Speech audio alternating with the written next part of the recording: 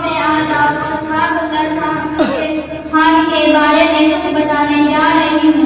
اسحاق اللہ خان ایک بھارتی سوتنترتا سینانی تھے۔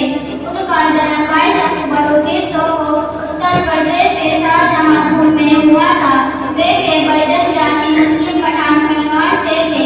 اسحاق اللہ خان نے کوئی ٹرین ڈکیتی میں اہم بھومکا نبھائی تھی۔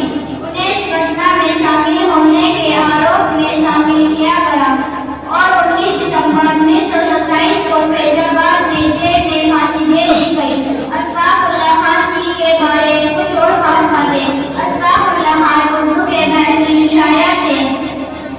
ان کا اردو تخلص حسرت تھا۔ اسحاق اللہ خان اور رام پرساد بسمل کی دوستی بہت گہری تھی۔ اسحاق اللہ خان ہندو مسلم ایکتا کے سمرتھک تھے۔ اسحاق اللہ خان نے 1924 میں ہندوستانی تبلیغ ایسوسی ایشن نام کا سنگٹھن بنایا تھا۔